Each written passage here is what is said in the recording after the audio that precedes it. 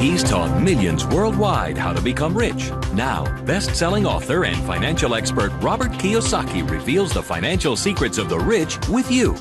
See how Robert's simple formula for personal wealth can transform your life and put you on the path to true financial freedom. 60 Minutes to Getting Rich begins right now. So the difference between my poor dad and my rich dad was this. My poor dad always said, get a high-paying what? Job. Big mistake. Because the trouble with a high-paying job is you get taxed.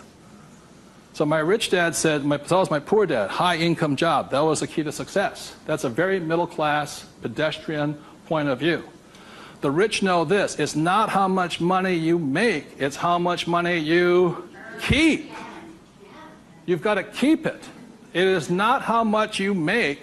It's how much you keep. It's called the income to expense ratio.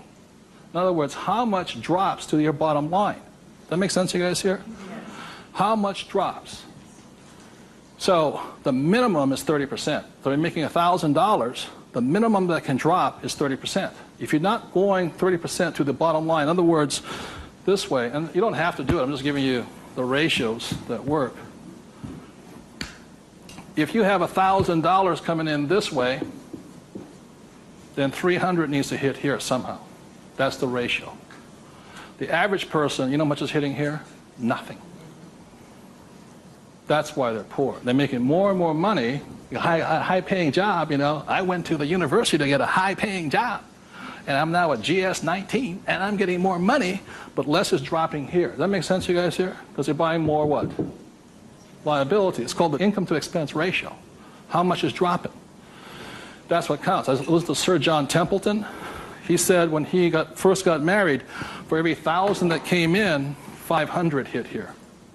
That's what makes the rich rich. It's not how much they make, it's how much they keep. It's a matter of focus. And my poor dad always said, I'm making more money. My rich dad says, I'm keeping more money. Big difference, huge difference in long-term wealth. It's how much is hitting this here.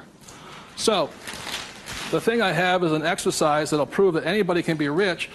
And when I was a little kid, my rich dad gave me one of these. He gave me 3 of these little things. They're called what? Piggy banks. So if you want to get rich, go out and buy 3 of them. Okay? 3 piggy banks. That's all it takes to train yourself to think to be rich. Now, for every piggy bank, so you have 1 piggy bank, 2 piggy banks, 3 piggy banks. 1 is for saving, 1's for investing, and 1 is for tithing or charity. Very important to give. The decision you make today, I'm talking about choices. You can say, well, that's too simple, you know. But the choice you make is for the rest of my life, or for the next 90 days, whatever you can handle, how much am I going to put in each bank every day? Not once a week, every single day. Because what you're training is your brain to think like and act like and be like a rich person. You're dropping it to the bottom line. So, let's say the most you can handle today, given your horrific financial brilliance, is $1. Good. Now, I don't care the dollar amount, but I do care that you do it. It's just like going to the gym and saying, you know, today I look like a sumo wrestler, but tonight I'll look like Arnold Schwarzenegger. It's not possible, you know what I mean? It's not going to happen. So how many people right now could say for the rest of your life, with 3 piggy banks, you'll put $1 a day away per bank? Good, right? And it's not, and everybody can do it. But the problem is, most people won't. And that's the difference. But once it hits your piggy bank, it's yours for the rest of your life. You pass it on for generations. That's what the rich do. The middle class finds some cheap and tacky excuse to break the bank. Am I correct? You know, I got to spend this money. That was my poor dad. Well, if I make more money, I'll get a pay raise next year. Government, you know, be a GS-19. But they kept breaking the bank.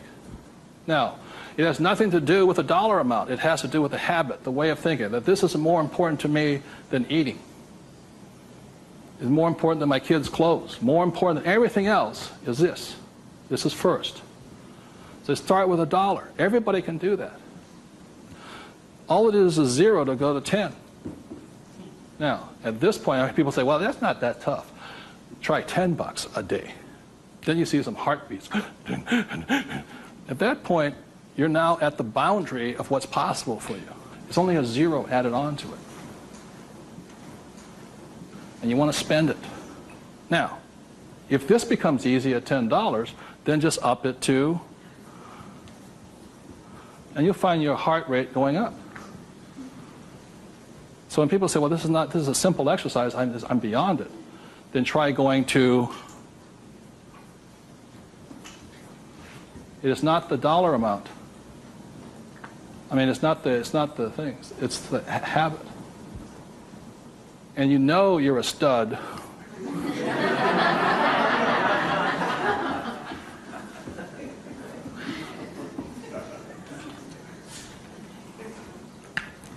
This never spent. This is what your mad money is. You buy your properties and stocks and bonds, mutual funds with. You can afford to lose this if necessary, but you never lose this one. And you tithe your church or charity of your choice. Now, I give to the charity that I would like to support, but I don't have the time to support. So you put your money where your body would be. Does that make sense to you guys here? My rich dad gave it to his church. My poor dad gave nothing. He says, when I have the money, then I'll give it. That's why he was poor. The next point here is that my rich dad always believed in job security. My poor dad, job security. And my rich dad believed in financial security. So the way you get financial security is, again, via these three things.